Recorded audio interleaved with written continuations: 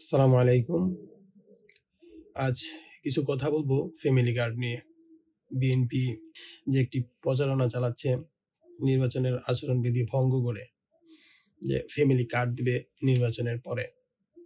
আসলে ফ্যামিলি কার্ডটা কেউ বলতেছে যে ১০,০০০, কেউ বলতেছে ৫,০০০, কেউ বলতেছে ২,০০০, কেউ বলতেছে ৭,০০০ টাকা করে দিবে প্রতি মাসে। আবার কেউ বলতেছে ৫০ লক্ষ, কেউ বলতেছে আবার ৫০ কোটি পরিবারকে দিবে। ৫০ কোটি পরিবার তো আর বাংলাদেশে নাই, ৫০ লক্ষই ধরা যাক। এভারেজ ধরলাম ৫,০০০ টাকা করে দিবে প্রত্যেকটা ফ্যামিলি কার্ডে।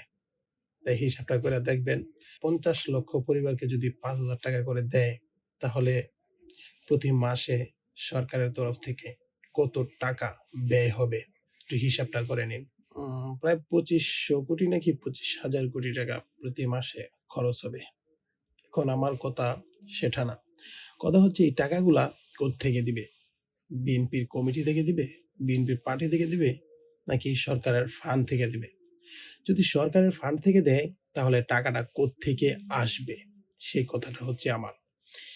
একটা পরিবারকে বাংলাদেশে তো অনেক প্রায় কোটির উপরে পরিবার আছে। ৪-৫ কোটি পরিবার আছে। এর মধ্যে মাত্র ৫০ লক্ষ পরিবারকে দিবে। তাহলে এই টাকাগুলা কোত্থেকে আসবে? আমার হচ্ছে সেই কথাটা। এখন আসি মূল কথায়, টাকাটা কিভাবে নিবে? টাকাটা নেওয়ার মাধ্যমটা হচ্ছে, যেমন আপনার পকেট। আপনি আপনার ফোনে ফ্লেক্সি লোড করলেন, যেমন পদ্মা সেতুর টাকাটা আমাদের